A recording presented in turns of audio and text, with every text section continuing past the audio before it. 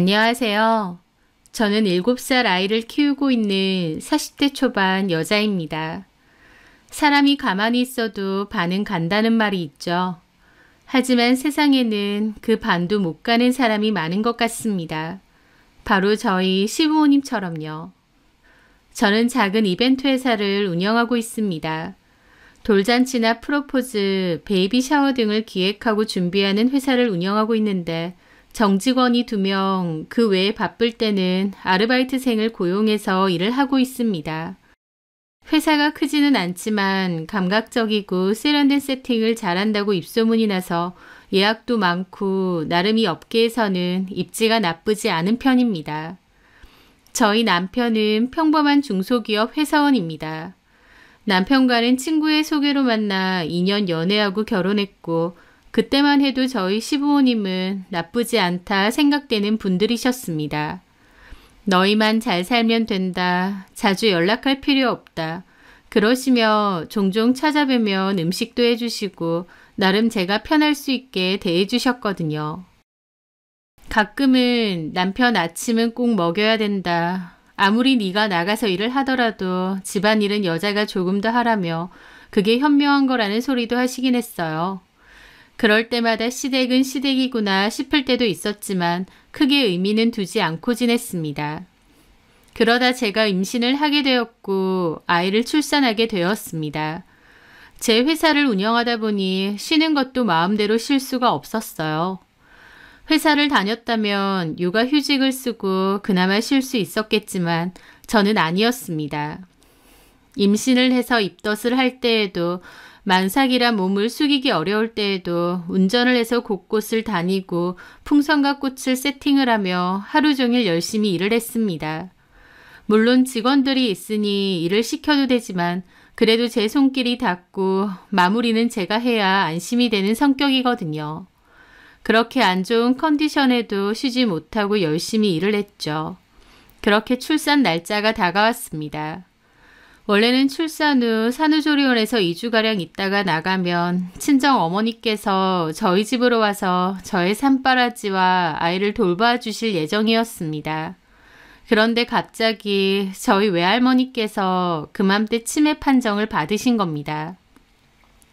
요양원으로 가셔야 되나 했지만 아직 정도가 심하지 않으셔서 엄마가 댁으로 모셔와 보살펴 드린다고 하셨어요.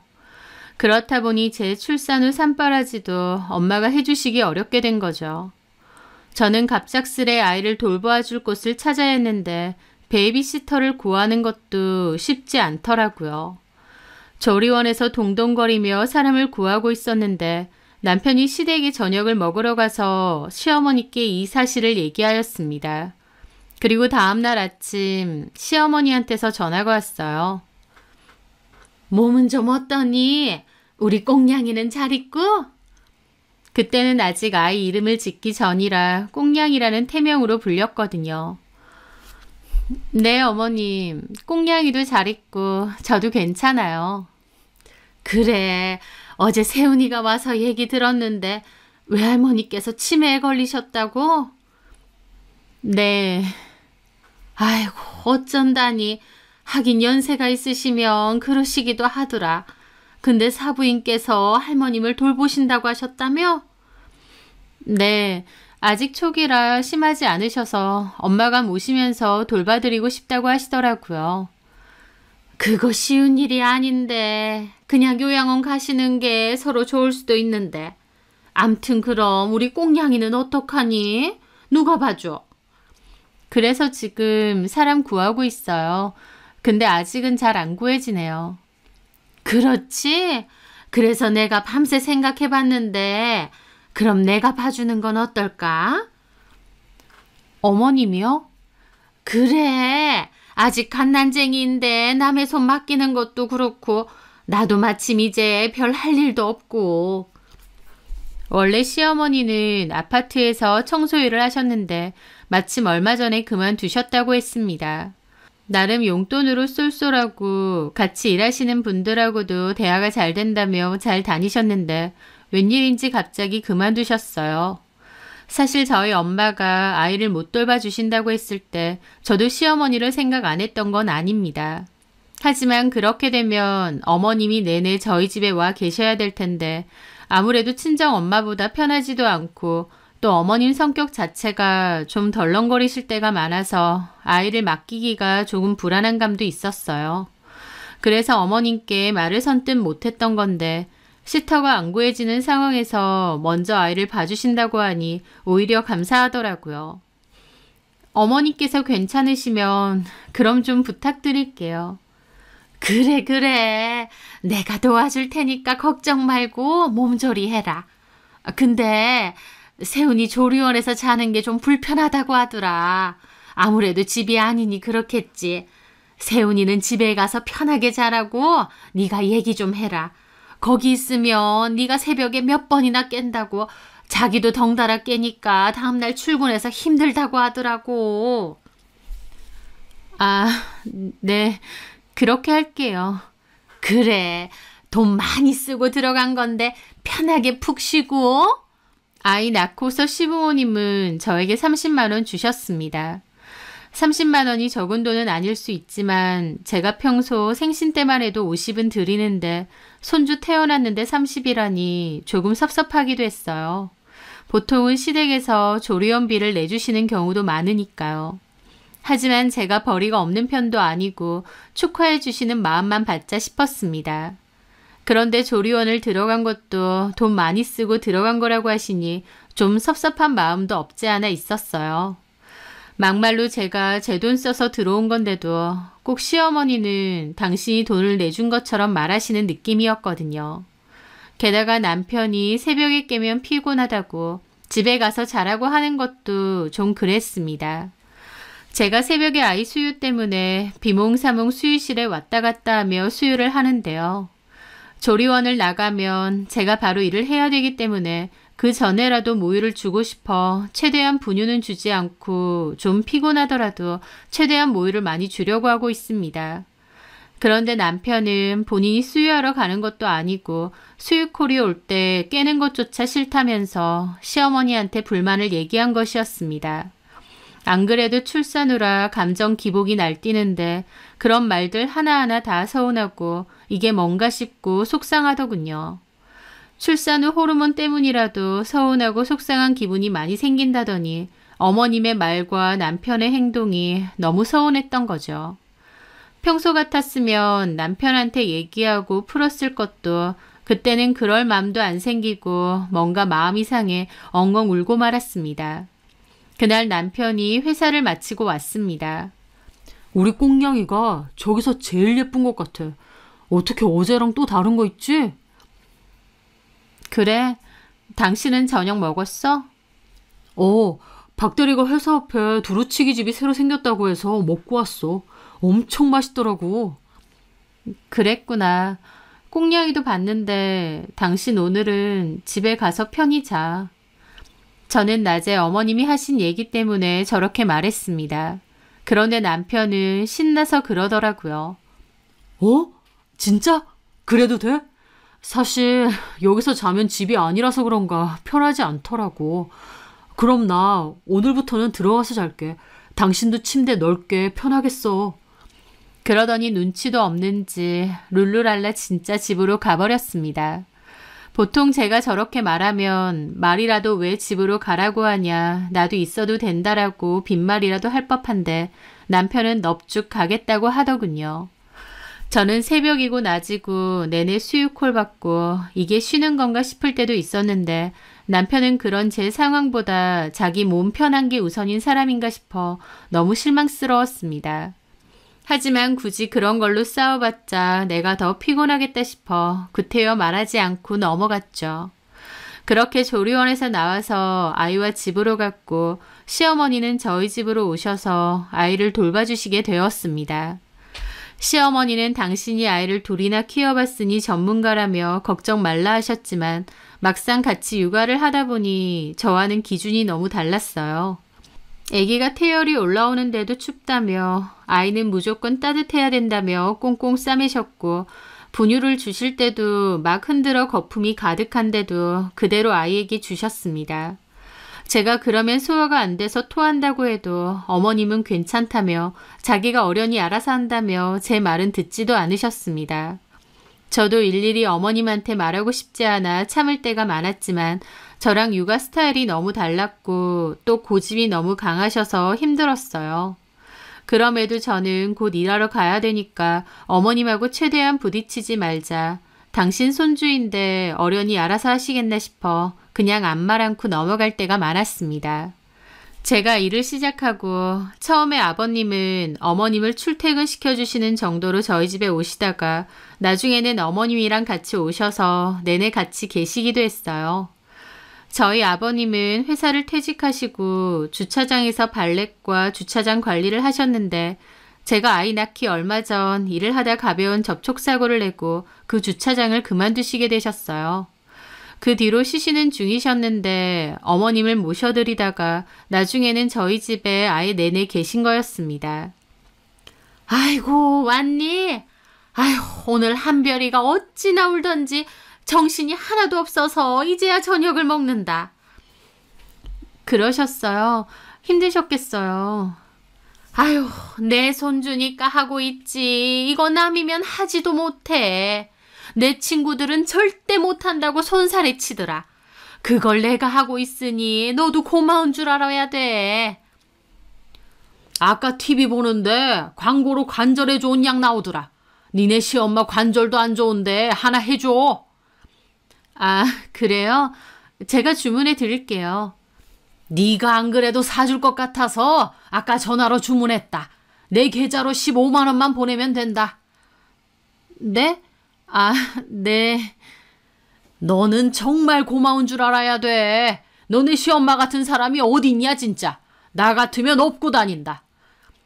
제가 아이 돌봐주시는 수고비로 일단 시터비의 1.5배를 이미 드리고 있었고 금액으로 치면 적은 건 아니었습니다. 하지만 어머님 아버님은 그 외에도 종종 영양제나 옷도 당연하다는 듯 요구를 하셨습니다.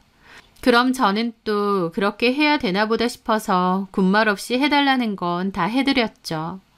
솔직히 시터비도 몇백만 원이나 드리고 그 외에 이것저것 다 해드리는데도 제가 집에 오면 편하게 쉬냐고요? 아니요. 퇴근하고 가면 그때부터 제 일은 시작입니다. 시어머니, 시아버지, 그리고 남편까지 셋이서 음식을 시켜 먹고 집안은 구석구석이 지저분했거든요. 저희 시부모님 두 분 다 깔끔한 성격은 아니신데다 하루 종일 저희 집에 계시다 보니 더 어질러져 있었죠. 물 한 잔을 드셔도 컵을 싱크대에 넣거나 씻어서 놔두시는 법이 없었고 과일을 드시면 껍질도 그대로 올려두셨거든요. 저는 피곤함을 이끌고 집에 와서 또 집안일을 하며 시부모님 시중까지 들어야 했던 거죠. 그럼에도 저는 아이를 돌봐주시는 것만으로도 감사하자 생각하며 시부모님이 가시고 나면 군소리 없이 어질러진 집안을 정리했습니다. 어머님은 음식을 잘 못하셔서 그런지 주로 음식도 배달시켜 드셨어요. 드시고 난 일회용 용기들 뒷정리에 설거지, 청소들을 하고 나면 저는 녹초가 되곤 했습니다. 시터비도 더 드리면서 음식 배달비도 제가 다 부담하면서도 어머님의 공치사까지 들어야 했던 거죠. 그럼에도 아이 클 때까지는 어쩔 수 없다, 좀만 참자 싶었습니다.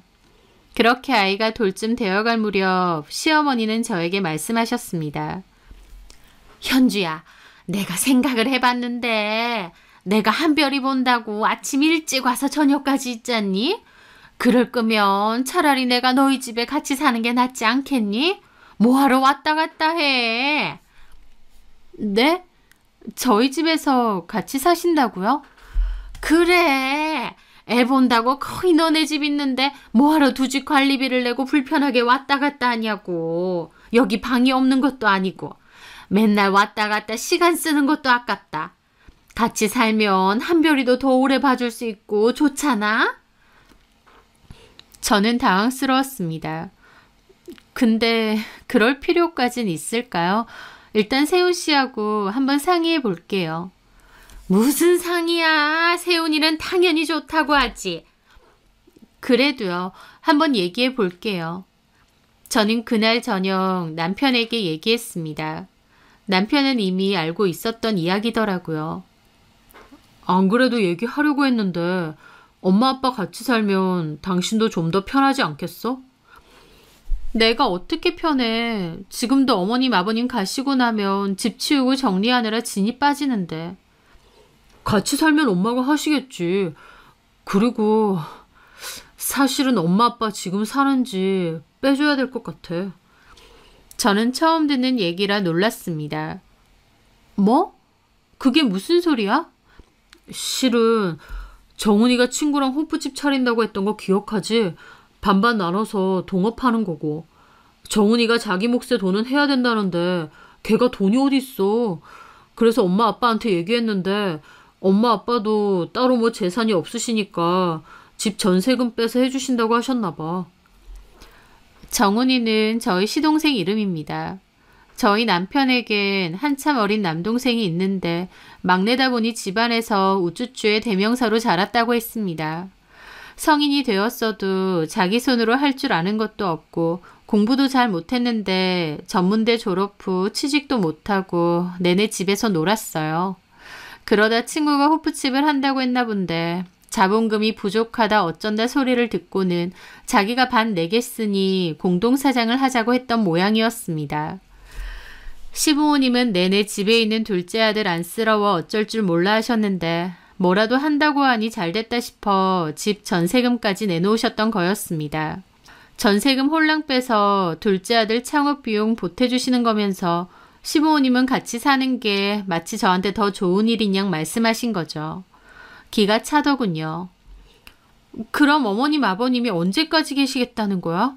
전세금 빼서 도련님 주고 나면 여윳돈도 없으신 거잖아. 정훈이가 알아서 하겠지. 설마 엄마 아빠 전세금 가지고 장사하겠다는데 열심히 안 하겠어? 잘 되면 다 돌려준다고 했다니까? 그러다 안 되면, 잘 되면 다행이지만 아니면 어떻게 한다는 거야? 그런데 제 말에 남편도 저를 흘겨보더라고요. 아니 당신은 시동생이 뭘 한다고 하면 잘됐다. 우리도 좀 도와주자 하지는 못할 망정 아직 시작도 안 한 애한테 그렇게 말하고 싶어? 장사고 사업이라는 게 맘처럼 되냐는 말이지. 아 그래. 너 사업한다고 그렇게 말 쉽게 하는 거야? 돈 좀 번다고 시댁이고 시댁 식구고 다 우스워 보여? 갑자기 왜 말이 그리로 튀어? 그런 말이 아니잖아. 네가 하는 말이 그렇잖아. 어쨌든 우리도 엄마 아빠 도움받고 사는 것도 맞으니까 한별이 클 때까진 우리 집에서 지내시게 하자. 솔직히 엄마 아빠가 당신한테 뭐 잔소리 하시는 것도 아니고 우리 부모님이랑 산다고 당신 특별히 힘들 것도 없잖아. 막말로 우리도 필요해서 도움받고 살면서 그렇게 부모님 모른 채 하고 지내면 안 되는 거고. 뭐 같이 지내봤자 얼마나 지내시겠어. 그래봤자 몇 년이야. 지금 살고 있는 집은 저희 친정 부모님이 도와주셔서 제가 산 제 집이었습니다. 명의도 제 명의였고요. 남편은 그때 혼수와 신혼여행비를 부담했고 시부모님은 1,000만 원 주셨어요. 그 1,000만 원도 결혼식이 끝나고 축의금을 모은 걸 주신 거라 했습니다. 그럼에도 저는 그때 그게 뭐가 중요한가 했습니다. 남편만 좋으면 됐지 싶어서 결혼 비용에서도 큰 차이가 났지만 상관없었던 거죠. 지금 생각하면 콩깍지가 아주 제대로 두껍게 씌어 있었나 봐요. 그런데 그런 제 집에 이제 시부모님까지 같이 살아야 된다니. 물론 저도 일을 하느라 내내 집에 있는 건 아니었지만 그래도 내키지는 않았습니다. 아이도 돌이 지나 아침에 어린이집 가서 3시쯤 돌아오기에 어머님께도 오후에 3, 4시간 정도만 아이를 부탁드릴 생각도 있었거든요. 그런데 오히려 하루 종일 한 집에서 내내 같이 지내야 된다고 하니 이를 어쩌나 싶기도 했습니다. 솔직히 마음으로 썩 내킨 건 아니지만 그래도 돌까지 수고해 주신 시부모님을 모른 채 하는 건 또 아닌 것 같았어요. 그래서 결국 2년 정도만 시부모님과 함께 지내겠다고 남편에게 이야기했습니다. 딱 2년이야. 더 이상은 안 돼. 나도 많이 양보한 거야. 그래. 그 정도면 정훈이도 자리 잡을 거고 엄마 아빠 돈도 돌려줄 거야. 그럼 엄마 아빠도 다른 집 구해서 나가시면 되고. 이해해줘서 고마워. 내가 더 잘할게. 어머님 아버님께도 분명하게 말씀드려. 한별이 돌봐주신 건 감사하지만 그래도 2년만이라고. 더 이상은 나도 안 돼. 그래, 알겠어. 내가 얘기할게. 그렇게 저는 시부모님과 함께 살게 되었습니다. 함께 살면서부터는 솔직히 그전보다 딱 2배는 더 스트레스를 받았습니다. 아침 일어나면 시아버지는 러닝에 사각 팬티를 입고 돌아다니셨어요. 제가 좋게 바지라도 좀 입어주시라 해도 귓등으로도 안 들으시더라고요. 게다가 어머님은 아침을 해주시기는 했지만 다른 건 없고 국 하나 끓여놓은 게 다였습니다. 그거라도 해주시는 게 감사하다고 생각해야 되는 거 아니냐고요?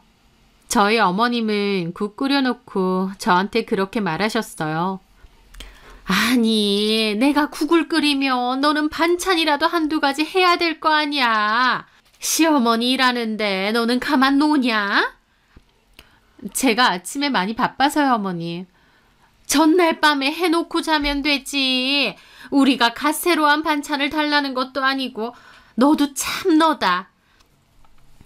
저희 아이가 잠에 예민해서 이제야 통잠을 좀 자는데 저도 밤에는 집 정리하고 아이 물건 정리하고 나면 저 씻는 것도 겨우 하고 쓰러져 잠들 때가 많습니다. 그런데 그 와중에 반찬까지 해놓으라고 하시다니요. 그럼 반찬에서 배달해 주는 데 있는데 거기 주문할게요. 그런데 반찬은 다 조미료 범벅에 재료도 싸구려 아니야? 요즘은 안 그런 데도 많아요. 저도 도저히 반찬 만들 짬은 안 되고 거기에 정기 배달 시켜 놓을게요. 제 말에 어머님은 혀를 차셨습니다. 네가 돈 번다고 바쁜 건 알지만 네 본분은 지켜야 되는 거 아니니? 네가 할 일이 뭐야? 남편 뒷바라지 잘하고 한별이 잘 키우고 그게 네 일 아니야? 근데 가만 보면 남편 뒷바라지도 안 해. 한별이도 내가 다 키워. 너는 그럼 뭐 하는 거냐고. 그 말에 저도 빈정이 확 상하더라고요. 밖에서 하루 종일 일하고 집에서도 쉬지도 못하고 내내 일하는 거 아시면서 제가 하는 게 뭐냐니요. 어머니, 그렇게 말씀하시면 안 되죠. 이 집 생활하는 거, 어머님 수고비 드리는 거 다 제가 부담하는 거 아시잖아요. 그래, 그거 누가 모르냐고. 근데 그렇다고 네가 할 일을 안 해도 되는 건 아니지 않니? 내가 말이 나왔기로서니 네가 이 집에서 돈 버는 거 말고 뭘 하는 게 있어. 늙은 시애미가 손주 본다고 그렇게 고생을 하는데 그 와중에 내가 아침까지 차려 바쳐야 돼? 다른 집 같으면 시애미 고생한다고 안쓰러워서라도 어머님 좀 쉬세요. 제가 하겠습니다 하던가 아니면 뭐 어디 좋은 데라도 모시고 가든가 선물이라도 하던가 하겠다. 시어머니는 당신 할 말을 와다다 쏟아내셨어요. 근데 들어보면 결론은 그거였습니다. 생활비 더 내놔라. 제가 못하겠다는 반찬도 결국은 당신이 할 테니 생활비를 더 달라고 하시는 거였습니다.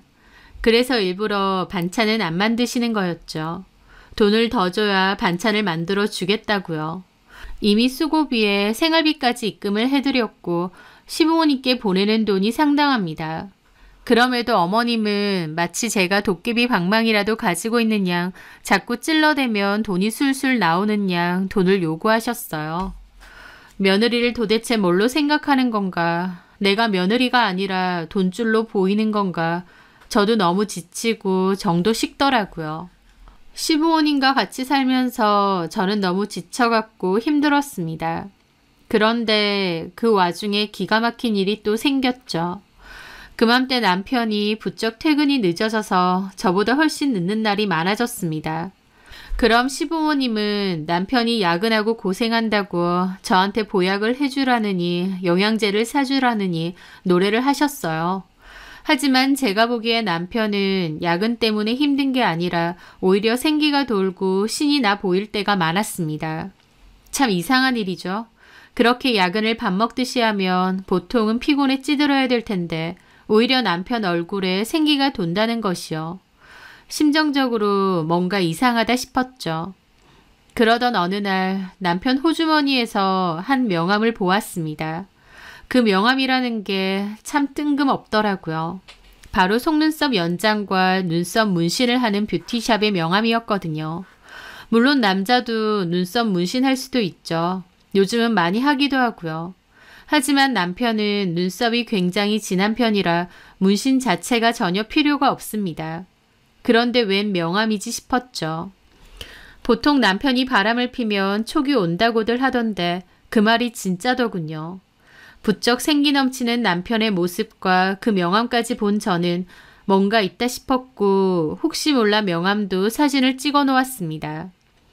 제 속에서 어떤 의심은 계속 있었는데 그 뒤로 남편은 아무 날도 아닌데 갑자기 꽃을 사와서 저한테 주더군요. 이게 웬 꽃이야? 지나가는데 이뻐서 당신 주려고 사왔지. 그 모습에 시어머니는 난리가 났습니다. 아이고, 세훈이가 저렇게 자상하다. 현주 너는 남편 복이 많다 정말 많다. 우리 세훈이 같은 남편이 어딨니? 너는 복 받은 거다. 그러며 시어머니는 남편을 칭찬하셨지만 저는 뭔가 이상하다고 생각했습니다. 남편은 평소에 저한테 꽃을 사준 적이 없었거든요. 먹지도 못하는 데다 얼마 안 가 시드는데 돈 아깝다고요. 꽃을 받고 기쁘거나 행복하다기보다 남편에 대한 의심만 더 커져갔습니다. 뭔가 찔려서 하는 행동 같았거든요.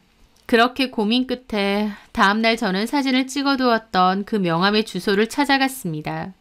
그 뷰티샵은 작은 도로가에 있는 곳이었고 유리창이 있어 안이 훤히 들여다 보였습니다. 그런데 저는 그것을 발견했습니다. 저한테 선물한 것과 똑같은 꽃을요. 유리창 너머로 대기하는 손님들이 앉는 자리가 있었는데 거기 테이블에 제 것과 같은 꽃이 있었어요. 그걸 보는데 남편이 바람을 피나 보다. 그 내연녀가 저 여자구나 확신이 번쩍 들었습니다. 그 이후로 남편이 잘 때 남편의 폰을 뒤져보게 되었습니다. 방 안의 화장실에 들어가 찬찬히 살펴보았죠. 하지만 폰에 그 여자의 번호는 저장되어 있었지만 통화 내역이라던가 문자 내역, 카톡의 대화 내용이 없었습니다. 아마 다 지운 모양이었죠. 이 인간이 이렇게 철저한 인간이었나 싶어 포기하려다가 문득 폴더 속의 앱을 뒤져보았습니다. 그리곤 찾게 되었죠. 카톡이 아닌 다른 메신저를요. 남편의 회사에서 보안 사항이 있어 카톡이 아닌 다른 메신저를 쓴다는 말을 전에 한 적이 있었거든요. 그리고 그 메신저를 들어가 보고 저는 경악을 했습니다. 그 여자와의 대화 내역은 물론 사진과 동영상까지 아주 다양하게 많이 있더군요. 남편도 제가 이 앱을 찾아볼 거라고 생각도 못했겠죠. 둘의 대화 내용으로 유추했는데 그 여자와는 만난 지 2개월이 조금 넘었고 사랑이 넘치다 못해 절절 흐르더군요. 왜 너를 이제야 만났는지 모르겠다. 지금 와이프는 애 아니면 벌써 헤어졌다. 뭐 하나 마음에 드는 게 없다. 너랑 한 잠자리가 최고였다 등등 구역질이 나는 내용들도 많았습니다. 저 더러운 인간이 내 침대에서 코를 골면서 자고 있는데 뺨을 내리쳐야 되나 짐을 싸야 되나 어떻게 해야 되나 미치겠더군요. 뭐 하나 잘난 것 없는 사람이지만 그래도 제 남편이고 아이의 아빠니 큰 문제 없으면 되었다며 살았는데 이건 도저히 그럴 수 있는 문제가 아니었습니다.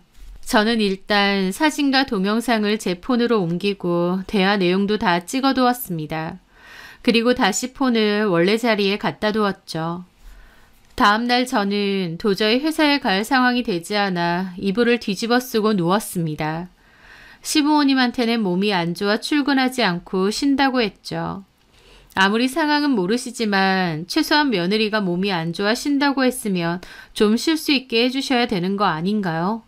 저희 시어머니는 슬그머니 방에 들어오셨습니다. 아이고, 몸이 왜 안 좋대? 많이 안 좋냐?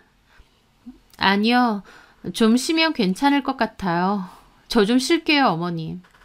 그래, 누워서 쉬어. 근데 나 할 말이 좀 있는데. 어머니, 제가 지금 좀 머리가 아픈데 나중에 하시면 안 될까요? 그래, 그건 아는데 지금 꼭 얘기해야 되는 거라서. 뭔데요? 저는 몸을 일으켜 침대에 기대 앉았습니다. 마음 같아서는 어머님 아들이 바람이 났다고 고래고래 소리라도 지르고 싶었지만 아직은 아니라고 생각했어요. 그런데 어머님은 그 와중에도 정말 철딱서니 없는 말을 하시더군요. 아니, 나랑 너네 시아버지 이번 주 토요일이 결혼기념일 아니냐. 근데 요즘 호캉스라고 호텔에서 밥 먹고 놀고 하는 게 있다며? 내 친구 중 하나가 딸이 보내줬다고 어찌나 자랑을 하던지. 나도 그거 한번 가보고 싶은데 네가 예약 좀 해주면 안 되냐? 그러시는 겁니다. 며느리가 아파 누워있는데도 당장 급한 얘기도 아니고 저런 말씀을 하시는 것 자체도 어이가 없었고 당연하다는 듯 호캉스 보내달라는 것도 기가 막혔어요. 며느리가 아파서 누워있든 뭐라든 본인 하고 싶은 건 꼭 하셔야 되는 어머님을 보며 피가 식는 기분마저 들었습니다. 어머님 아들 바람나서 내가 이 결혼 생활 유지해야 되는지도 모르겠는데 호캉스라는 말이 나오시냐 소리라도 치고 싶었습니다. 하지만 저는 그러지 않았어요. 그 순간 다른 생각이 들었거든요. 저는 심호흡을 한번 하고 시어머니에게 차분하게 말씀드렸습니다. 그럼 한번 알아볼게요. 우선 지금은 저 좀 쉬고요. 어머, 정말? 그럼 그 좀 유명한데 좋은 데로 찾아봐. 돈 좀 나와도 저녁에 뷔페도 먹고 아침도 나오고 하는 데 있잖아. 좀 크고 고급스러운 곳. 네, 그럴게요. 저는 시어머니가 밖에 나가시고 조용히 생각을 했습니다. 저런 시어머니한테 자초지종 얘기를 해봤자 무슨 말이 통하겠으며 자기 아들 편만 들겠죠. 남편의 외도도 시부모님은 며느리를 그저 빨대로만 생각하시는 것도 이제 정말 모든 게 지긋지긋하다 싶었습니다. 바람난 남편이고 시부모님이고 다 싫다. 그냥 끝내고 싶다라는 생각뿐이었습니다. 그렇게 오랜 고민 끝에 이혼하자 결심을 했어요. 그리고 저는 조용히 저만의 계획을 짰습니다. 이혼을 하더라도 저도 한 방 먹이고 이혼해야겠더군요. 저는 호텔을 예약했습니다. 시어머니가 원하던 그 고급스럽고 비싼 호화 호텔로 말이죠. 하지만 제 돈으로 하진 않았어요. 남편에게 이번에 제품 대금 지급하고 여유가 없으니 이건 일단 당신 카드로 하고 나중에 상황이 되면 돌려주겠다고 하고 예약했습니다. 제가 호텔을 예약했다고 하니 시부모님은 신이 나셨죠. 하루 호텔 가는 건데도 옷을 사시고 파마도 새로 하시고 어찌나 신나 하시던지. 저는 그걸 보며 쓴 웃음을 지었습니다.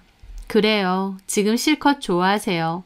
그렇게 웃으실 날도 얼마 안 남았어요 하고요. 남편은 하필 그 주 금요일 저녁 낚시를 간다고 하고 나갔습니다. 친구들과 배를 빌려 낚시를 하는데 일요일 오전에 온다고 하더군요. 지 하고 싶은 건 다 하는구나.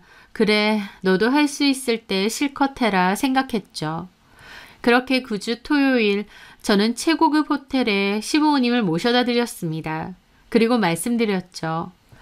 재미있게 잘 보내시고 내일 체크아웃 시간에 모시러 올게요. 아이고 그래, 네 덕분에 잘 놀고 가마. 고맙다 현주야. 우리 며느리가 최고야. 별 말씀을요. 그렇게 집에 돌아온 저는 사람을 불러 시부모님 짐과 남편 짐을 모조리 정리했습니다. 짐이라고 해봤자 옷가지에 간단한 생필품 정도여서 그렇게 오래 걸리지도 않았습니다. 그럼에도 세 사람 짐이라 그런지 캐리어로는 부족해서 상자에 차곡차곡 정리했습니다. 그리고 현관 비번도 바꾸고 아이와 시간을 보내고 잠이 들었죠. 다음날 체크아웃 시간에 맞춰 시부모님을 모시러 갔습니다. 아이는 친정 부모님께 맡기고 출발했죠. 그렇게 호텔 앞에 모시러 가자 시부모님은 환한 얼굴로 저를 반기시더군요. 아휴, 여기 스파가 얼마나 좋은지 피부 봐라. 피부 광이 난다. 어제 저녁도 어찌나 먹을 게 많던지 배가 부른데도 먹고 또 먹고 밤에 소화제까지 사다 먹었지 뭐냐. 즐거우셨어요? 너무 좋더라. 근데 여기 마사지 하는 것도 있던데 다음엔 그것도 좀 같이 해줘라. 한별이 본다고 안 쑤시는 데가 없어 내가. 솔직히 이런 건 내가 말 안 해도 네가 먼저 예약해서 어머님, 아버님 가서 쉬고 오세요 해야 되는 거다. 알았니? 네. 근데 지금 어디 가는 거냐? 이 길은 집 가는 방향이 아닌데. 아, 어머님, 아버님 모시고 갈 데가 있어서요. 호텔보다 더 좋은데요. 제 말에 시부모님 반색을 하더군요. 아휴, 무슨 호텔 갔다 왔는데 또 어딜 가? 밥 먹으러 가는 거야? 근데 거기 식당 참 맛있더라. 다음에는 2박으로 와도 충분히 놀겠더라고. 시부모님은 호텔에 다녀오신 게 신이 나셔서 가는 길 내내 얘기를 하셨습니다. 저는 아무 말도 하지 않고 가만히 들어드렸죠. 그러던 와중 그곳에 도착했습니다. 여기에요, 어머님, 아버님. 제 말에 어머님, 아버님 어리둥절한 얼굴이더군요. 어? 여기가 어디냐? 처음 와보는 데인데 여기 식당이 있어?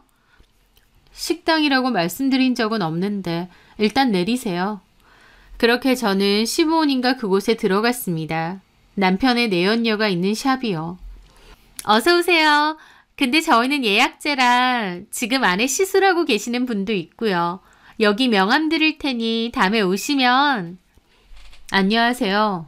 어머님, 아버님도 인사하세요. 어머님, 아버님은 아무 말씀을 안 하시고 눈을 동그랗게 뜨시고는 저를 쳐다보셨어요. 그 여자도 마찬가지로 이게 뭔가 싶은 얼굴로 물어보더군요. 누구세요? 지금 뭐 하시는 거예요? 저는 얘기했죠. 한세훈 씨 알죠? 제 남편이고 여기 이분들이 한세훈 씨 부모님이에요. 그 말을 하자 그 여자 얼굴에서 핏기가 사라지더군요. 시부모님은 여전히 어리둥절해 하시고요. 그게 무슨 말씀이신지. 저는 당황하는 그 여자를 보며 폰에 있는 사진을 들이밀었습니다. 남편과 그 여자가 나체로 이불을 덮고 찍은 사진이요. 시부모님도 뒤에서 보시더니 경악을 하시더라고요. 무슨 말씀이긴. 이거 너랑 내 남편이잖아. 이런 사진까지 찍어놓고 뭘 모르는 척이야? 너 내 남편하고 살고 싶다고 노래를 부르더라. 나 같은 재미없는 여자 말고 너같이 재미있는 여자랑 살려고 네가 여러 번 그랬잖아. 기억 안 나니? 근데 네가 뭘 모르는 게 있는데 내 남편하고 같이 살려면 이분들도 같이 살아야 돼. 뭐해? 네가 그렇게 좋아하는 남자 부모님인데 인사 안 하고. 이게 무슨 말이야? 얘 현주야, 이게 다 뭐야? 어머님 아들이 이 여자랑 바람이 났어요. 어머님 아들이요. 저랑은 살기가 싫고 이 여자랑 살고 싶다네요. 이 여자가 너무 좋아 죽겠고 이 여자만 있으면 세상 다 필요 없대요. 한마디로 자식이고 와이프고 다 필요 없다 그거죠. 뭐라더라? 밤기술이 최고라나 뭐라나 그러면서 사진이고 동영상도 잔뜩 찍었더라고요. 제가 그거 다 봤어요. 그러니 어쩌겠어요. 저랑 그렇게 살기 싫다는데 제가 물러나줘야죠. 앞으로 이 여자가 세며느리 될 여자니까 같이 오붓하게 식사라도 하러 가시던지요. 이 여자가 저 대신해서 어머님, 아버님 잘 모시고 살 겁니다. 저는 그렇게 말하고 나가려는데 어머님 저를 붙잡으시는 거예요. 잠깐만 현주야. 이게 다 무슨 짓이니? 말도 안 된다. 세훈이가 이런 애라. 너 있어봐라. 아버님은 그 와중에 손을 떨며 남편한테 전화를 하시고 소리를 지르시더군요. 야, 너 지금 어디야? 여기 무슨 여자들 뭐 미용하고 오고 그런 데인데 너 여기 여사장하고 바람났냐? 현주가 우릴 여기로 데리고 왔어. 야, 이 미친놈아. 현주가 너랑 이혼하겠댄다. 빨리 이리로 와. 하고 끊었습니다. 그러거나 말거나 저는 그만 나가려고 했습니다. 어머님은 저를 안놔주며 말씀하시더군요. 얘 현주야, 아무리 그래도 이건 아니지. 네가 오해하는 거야. 우리 세훈이가 그럴 리가 있니? 너를 놔두고 뭐 이런 여자랑 바람을 피겠어? 말도 안 되지. 정말 말도 안 되지. 어머님도 참 어머님 아들을 모르시네요. 이런 여자랑 바람이 잘도 났더라고요. 못 믿으시겠으면 사진이랑 동영상이라도 보내드려요? 직접 보시면 믿으시겠어요? 저는 더 이상 할 말 없고요. 소송할 거고 무조건 이혼할 거예요. 그리고 저는 그 여자에게도 말했습니다. 그쪽도 기다려요. 상간소장 곧 갈 테니까. 고맙게도 증거를 참 많이 남겨줬어. 생각이 없는 건지 멍청한 건지. 저는 충격으로 벙찐 세 사람을 두고 자리를 떠났습니다. 어머님이 저를 붙잡았지만 저는 놓으시라 그랬어요. 그랬더니 갑자기 어머님이 그 여자를 보더니 삿대질을 하시더군요. 이봐요. 그쪽이 말해봐요. 내 아들이랑 진짜 그런 사이야? 아니지? 오해지? 그 여자는 머리가 아픈지 이마를 짚더라고요. 저기요. 일단은 나가서 얘기하세요. 여기 손님도 있는데 이렇게 난리치시면 어떡해요? 묻는 말에나 답해 이년아. 너 내 아들이랑 바람났어? 그 말에 그 여자도 눈이 희번뜩 하더라고요. 2년? 지금 말 다 했어요? 어따 대고 년이래. 아니 뭐 이런 싸가지 없는 년이. 하고 어머님은 정신없으니 그만 좀 하라고 소리 지르며 아버님을 말리셨습니다. 아 진짜 미치겠네. 일단 나가세요. 내 아들이 와야 나갈 거 아니야. 그 난리가 났고 그 여자는 결국 시술 받던 손님에게 가더군요. 그러면서 그 손님에게 죄송한데 다음에 오라고 얘기했는데 그 손님이 한쪽밖에 안 했는데 어딜 나가라고 하느냐며 이건 마저 해달라고 소리 지르셨어요.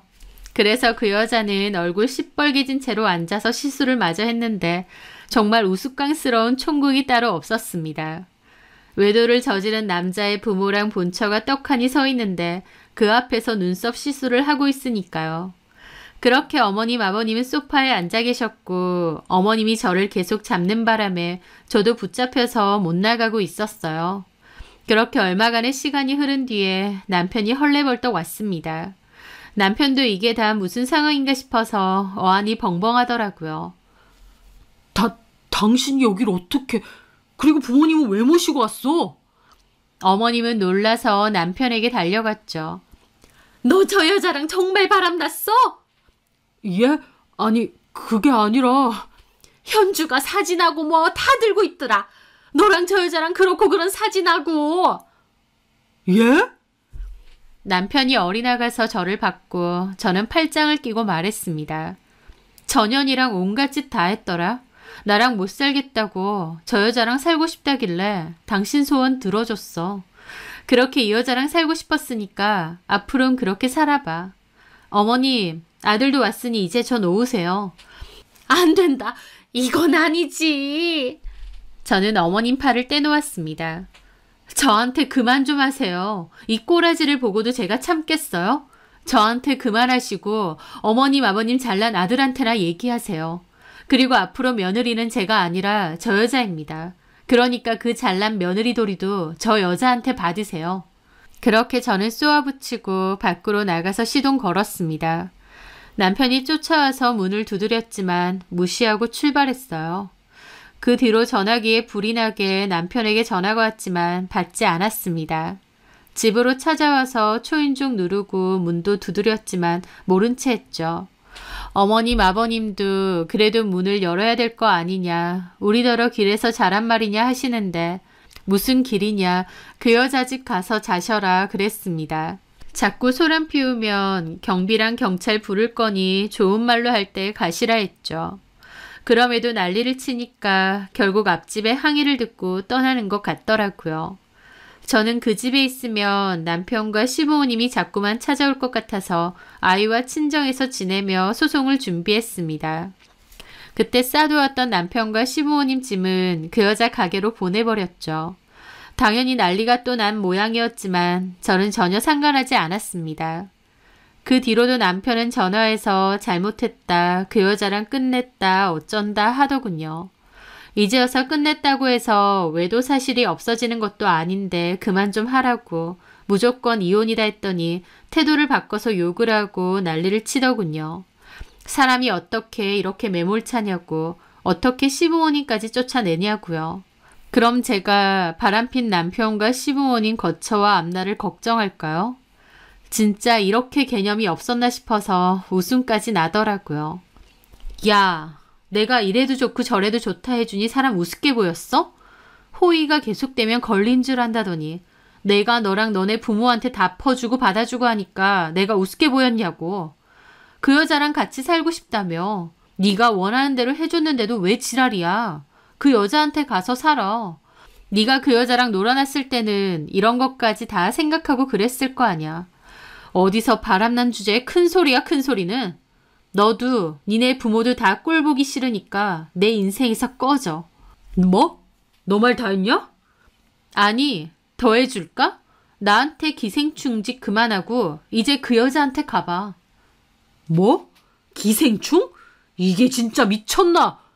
톡 까놓고 너 나 때문에 사랑굿이라고 살았잖아. 네 그 월급으로 언감생심 이런 생활 누리고 살 수나 있냐?